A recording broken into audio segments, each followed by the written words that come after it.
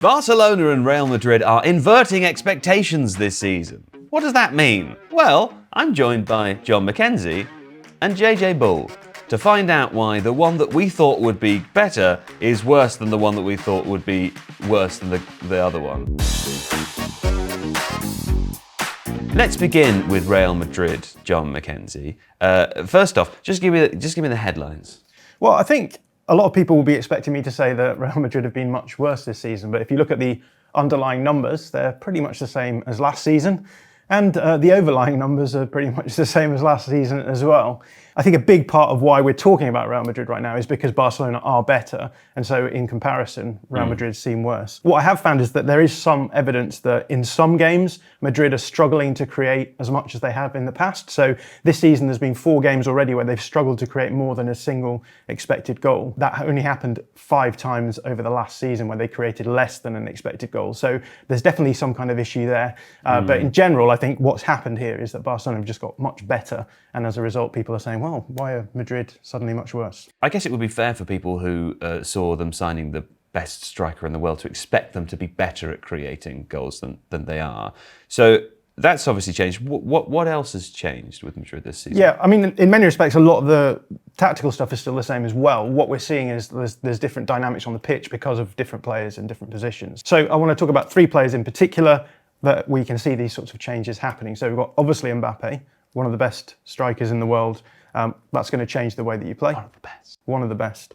We've also seen that as a result of that, Bellingham's had to change his position, and in part that's to do with the fact that Toni Kroos isn't there anymore. So 2 of the best. Absolutely 2 of the best, and I think a big part of why Real Madrid are different this season is because Toni Kroos was so important to everything that they did last season. He's not there anymore, and we're going to see some of the teething issues with how they're dealing with his absence. But let's start with Kylian Mbappe. Let's start with Kylian Mbappe, John. Yeah, so I think with Mbappe, he's taken a little while to settle in. I think there's been some questions of how he was going to fit into the same team as Vinicius Jr., not least because Mbappe and Vinicius like to operate in the same areas. Has that been answered, by the way? Because that was the last time I was involved in this conversation. And I think if you look at the numbers, both of these guys are scoring a lot of goals. So Vinicius has got 5 goals so far, Mbappe's got 6. So in terms of the actual performance in front of goal, I think there's not really a problem here. Again, the issue that we're going to start talking about is it's not the question of like goal scoring, but goal creation. How sustainably are Real Madrid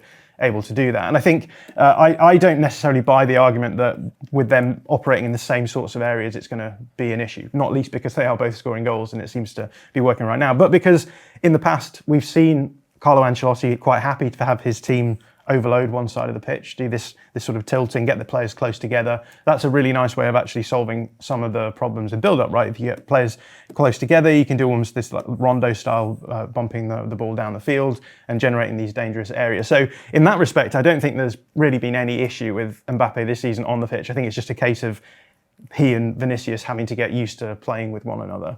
But I think the big impact, obviously, with Mbappe playing in the centre-forward spot is that it's changed the role that Jude Bellingham's played a little bit. Because last season, we saw Jude Bellingham scoring a lot of goals at the beginning of the season because he was effectively, without Mbappe there, the guy who was coming in between Vinicius Jr. and Rodrigo, doing a lot of box crashing and arriving as a finisher, essentially. He had 10 goals, I think, at this point last season. This season he hasn't scored any. That means he's doing a very different kind of job with Mbappe on the field. What about Toni Kroos, though? Yeah, and obviously without Toni Kroos playing, Jude Bellingham is now doing a lot of the tasks that Toni Kroos was responsible for. A lot of that is to do with build-up, but I think one of the problems that starts to maybe answer the question of why is it that this team have struggled to create chances is because without Toni Kroos, who's like basically a cheat code in terms of build-up, it can make it hard for you to move the ball from one side of the pitch to the other in a sustainable manner, right? It's all well and good having this front 3, which is one of the best in world football. If you can't get the ball consistently and sustainably into the areas where they're going to profit from, and as we've seen, they can profit. These guys are scoring goals.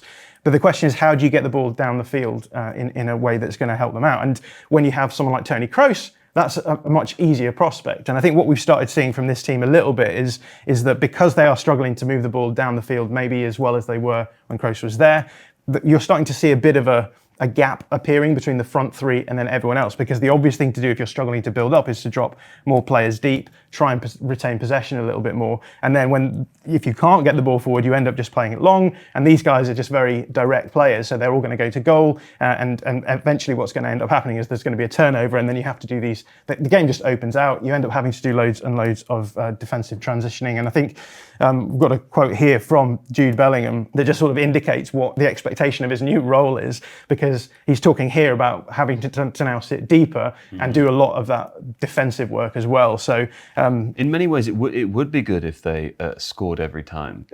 Yeah, well, exactly. That is the ideal scenario. If you go forward and every time you get near the other team's goal, you score. Yeah. You're probably going to win. But I was thinking when you were talking before, John, perhaps a good way of me understanding it is that I'm kind of like the Toni Kroos of this show, aren't I? I'm sort of very important and good, and if you took me out of it, it would be harder than it was before. You think that's because that's how I'm understanding? That's why I'm hearing what you're saying. Yeah, I mean, I think the best way of explaining what impact Toni Kroos had on Real Madrid is that when it comes to ball progression, it's just all about problem solving. The problem is that the opposition are trying to stop you from getting the ball down the field, and you're trying to move it down there. And you can solve that problem in lots of different ways, right? You can use really outstanding individual. So Toni Kroos, a really outstanding individual, and as a result, he's able to problem solve along with players like Luka Modric as well, in a way that means that you don't really need to rely necessarily on structure as much. You can rely on these really great elite players to do that for you. As soon as you lose that elite player, then the question is, what do you do? Most teams don't have elite problem solvers in build-up. So most teams use structure to do that. Is this an example of that? Yeah, well, this is the Real Madrid game against Dortmund from the midweek, the sort of classic Real Madrid look bad in the first half, come back and score 5 in the second. Tuesday the 22nd of October. Yeah, that's exactly right. Yeah. And I think this is a really nice example of like both of the problems that we're talking about in a nutshell, right? Because what we have from Dortmund is they line up just matching Real Madrid basically when Real Madrid is trying to build up. So you can see here you've got, this is just a classic sort of structure for build up, right? It's You've got classic. The striker. The striker is sitting between the two centre backs. So you've got really nice access there. Everyone else, you've got the 10 marking the opposition pivot. You've got your two wide players ready to get to the fullbacks. And then you go man for man across the central area here. If we fast forward a little bit again, this is the same sequence. They've moved the ball back around the other side, and you can see what's happened is the striker's dropped in on the pivot. That means that the 10 can jump up onto the other centre back. Everyone's got really nice access. On the far side, you've got the winger able to come back inside if you want. Again, man-to-man access in the middle of the pitch. And then across the back line, you've got an extra player here, so you've got a little bit more defensive stability. Everyone else is being matched. So what you've got here is a scenario where you've got to do something to try and get through the opposition. It's not going to be easy. There's no spare men for you to be able to exploit.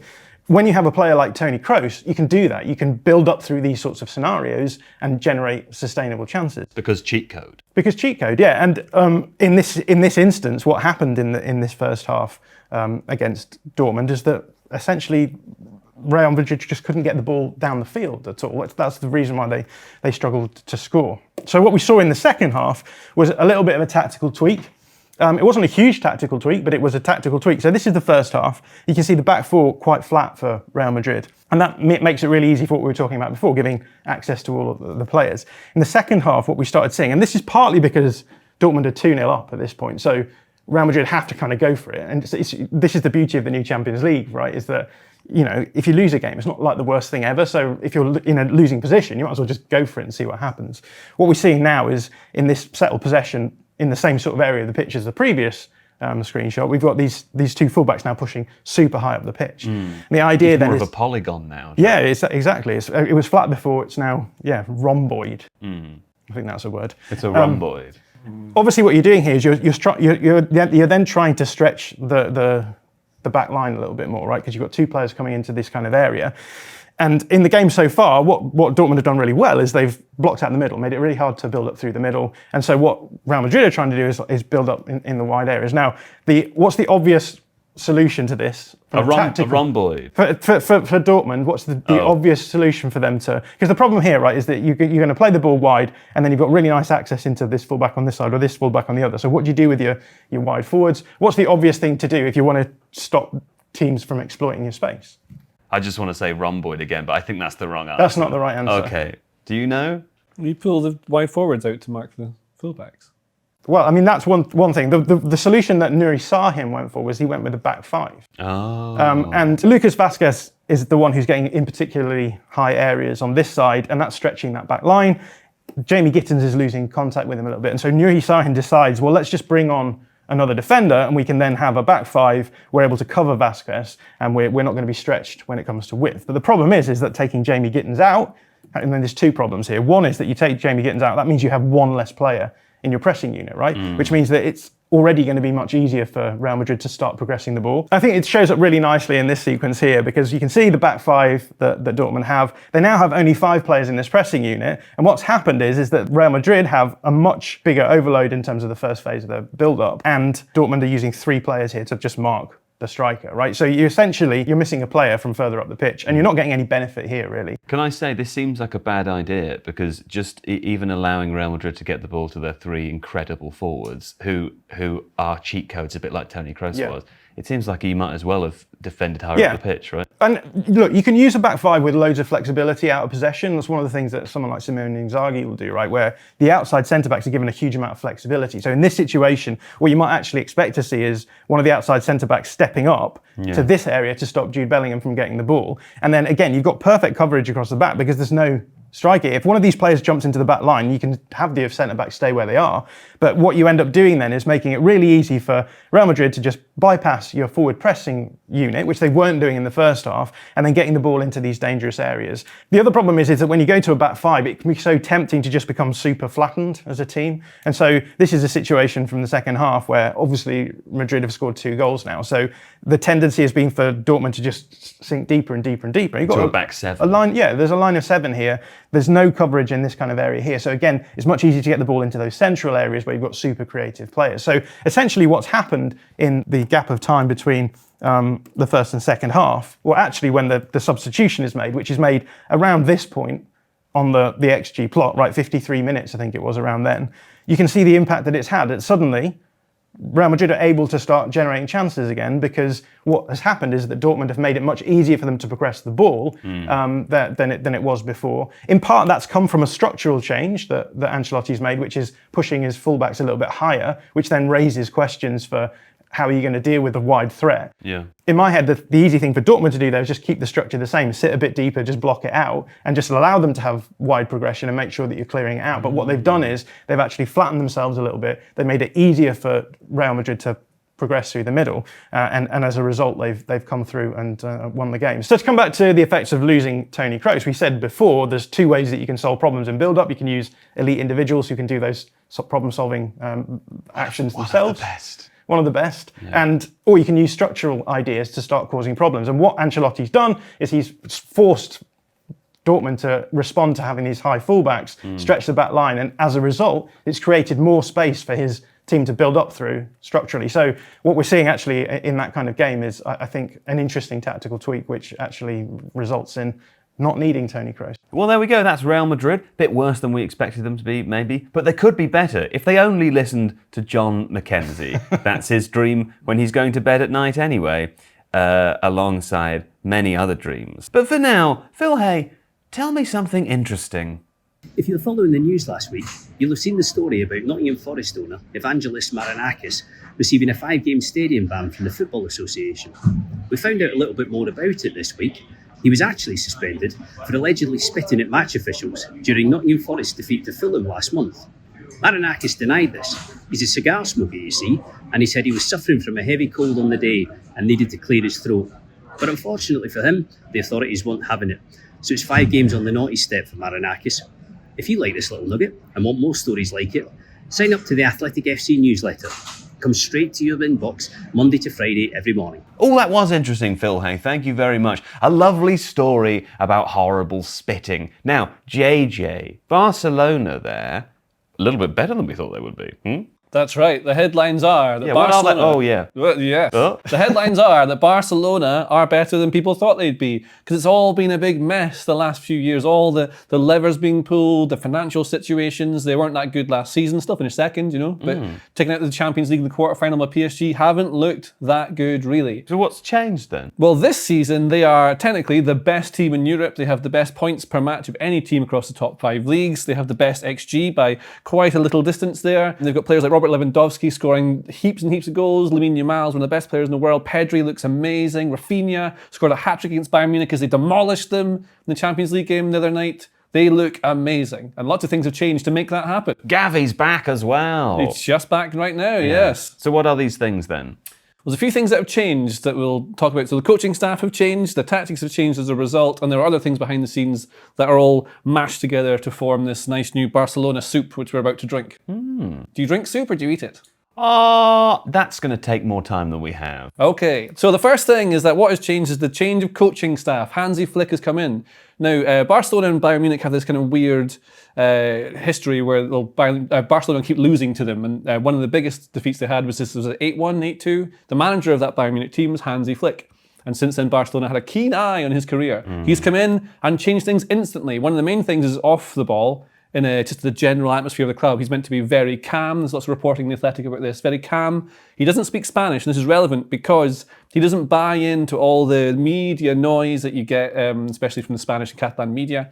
And so he doesn't care about the stuff that Xavi was moaning about an awful lot last season. Xavi says it's the hardest job in football. You can't possibly be a Barcelona manager because it's just impossible with the media attention. Flick doesn't care and has calmed everything down, taken away the chaos. That's meant to have been really influential at the club. Can I also add, because Seb Stafford-Blor, ever since he moved to Germany, is forever telling me, to the extent where I believe it now, that being the Bayern manager is like the most scrutiny you can have at any football club. I know Barcelona say that as well. Yeah. Man United would say that, but at Bayern, it appears that 80% of the German sports media is about that team. So Hansi Flick's probably quite used to it. Yeah, I mean, I would say the same thing living in Scotland when you see Rangers and Celtic. It's a similar bubble. So, this is the thing you get. But in terms of stuff you actually see on the pitch, that we can talk about really, what he's meant to have brought is a new intensity to training, which is facilitated by brand new fitness coaches that were brought in by Deco, the sporting director. So they were going to work with Xavi, he stayed originally. But that's meant to have raised the fitness levels. I can't really tell if they're more fit. I think it's a lot to do with the structure. Can you tell if someone's fit just by watching them run around a bit? I guess so, if you're smart. I watch games at 2 times speed. So Oh, John just called me not smart. So let's go on to the next bit there. Tactics have changed too. So Barcelona have changed from what they were before. Under Xavi, they went through a few different versions of what they were doing. The first season, he was a bit more direct, I would say. Then he started being more defensive, hanging into games an awful lot. They had a huge XGA overperformance the season they won the league. Last season, they were mostly just rubbish. Lots of injuries, you can count for that. The structure is the classic Barcelona 4-3-3. It just looks like this. The difference you have with Flick is that you have this, it's a bit more staggered in the midfield. So you do have a 6, but he'll be helped by Pedri dropping in a lot of the time. And this player here, Dani Olmo, or Rafinha as it was in the last game that we saw them play before we recorded this, will be up next to the striker, and he helps link between the midfield and the attack. These players will help with the build-up. Sometimes he'll drop in as well, but very basic. Koundé will both overlap, but also come a bit kind of mid-level to help out in certain phases. Same with Baldi on the other side. He'll do exactly the sort of same thing. Then you've got Yamal as the star.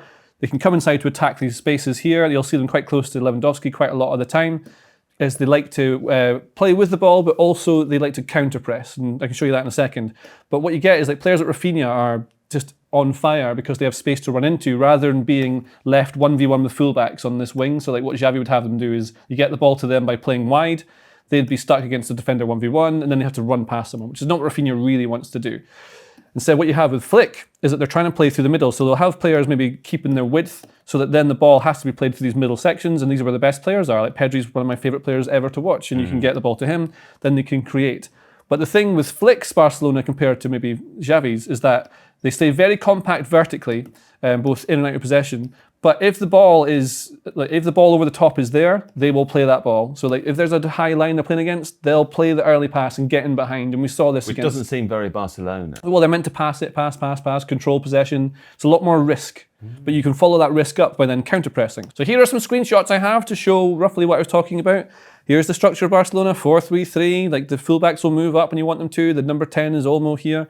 That's what you've got. There's another example of it here. It's just the basics from the same game. You see it. It's a 4-3-3, but it's the same in every game. The 10 will push forward. They'll drop in to help with certain phases of build-up. They want to play through the middle with these players here, and they'll keep players wide to try and pull apart the opposition press. It's normally a 4-4-2 they're playing against. And so what you end up getting is that Barcelona will get into the final third. They'll play risky passes that they maybe wouldn't have done in the past, but they follow it up with a counter press. You see how close everyone is here. They're so compact, nice and close together. You need to do that if you're going to try and win the ball back. Here's them setting up to defend a throw-in. Really compact. It's super compact. Yeah, it's really compact, right? So you can see the Koundé is a right back. So this is your width on the right-hand side there. Yamal, the right winger, is really close in. But you need players close together to be able to win the ball back if it bounces loose. That's what you want.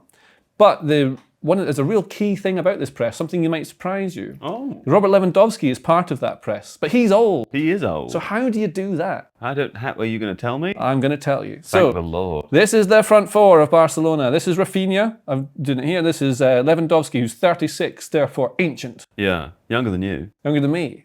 And you. And him. It's his birthday soon, actually. Is it? It's not this week.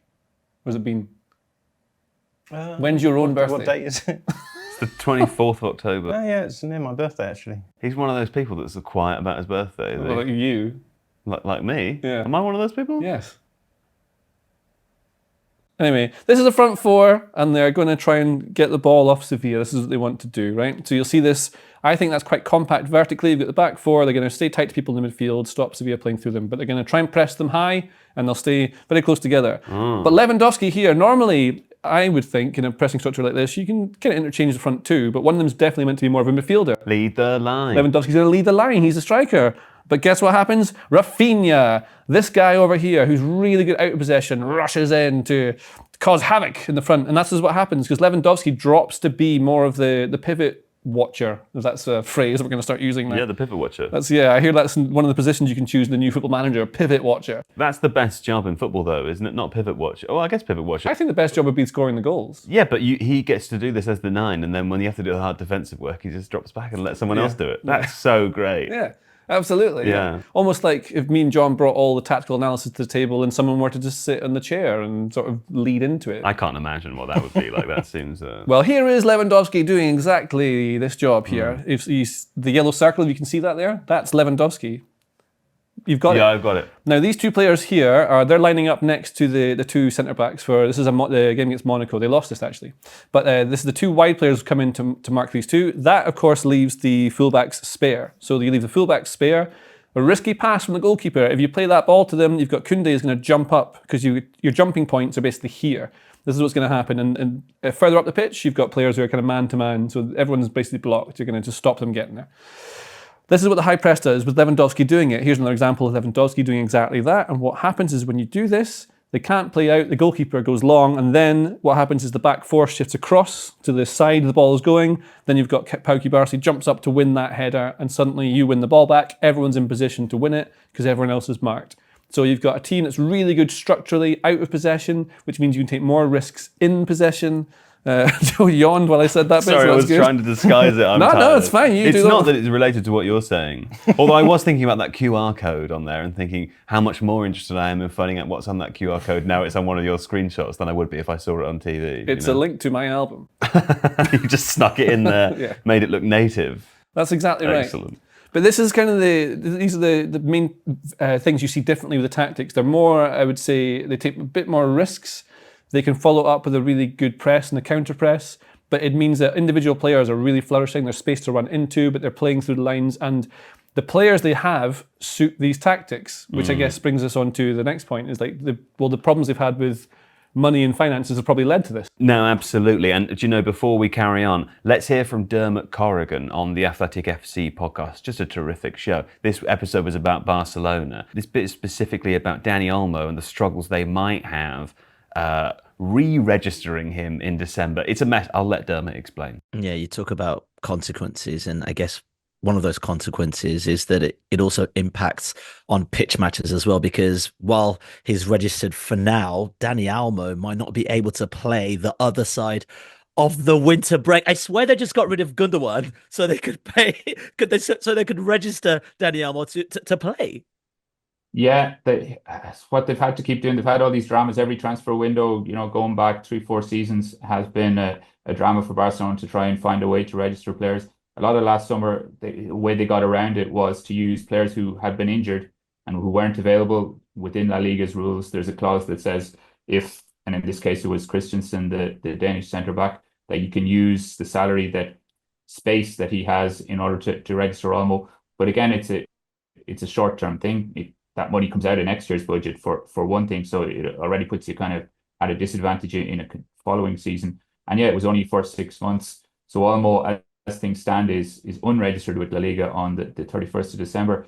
Barca say that between now and then they're going to be able to raise enough money to make it so that La Liga are happy for them to register Olmo. That could be with finding more new investors for this continuing Barca Studios, Barca Media project that they have. They've also been trying to renegotiate their kit deal with Nike.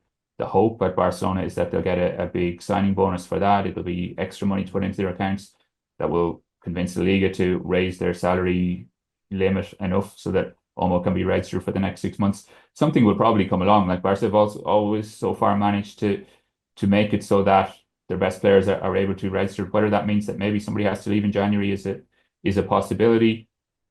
Whether it happens that somebody else gets injured, nobody wants players to get injured. But if a teammate were to get injured, that might allow them to register Olmo. But again, it's kicking the can down the road. It's short-term solutions which, can have long-term consequences for Barcelona. I mean, the funny thing about what Dermot says there is that he just believes they'll find a way anyway. They've found a way over and over again with Olmo. But I mean, even if they can't, Masia just churns out players over and over again. This is the massive benefit. If you chuck in young players, you don't think they're of the level, you don't know if they're going to be able to perform to the level that you need them to. But through necessity, Flick has had to put some of these players in. But he's talked about how much of a benefit that has been because they understand what's required of them because of the Barcelona way that you learn at La Masia. Like, for example, last season they brought through some 16-year-olds who started playing Lamine Yamal's obviously incredible. Pau Cubarsí is another one. I love watching Cubarsí.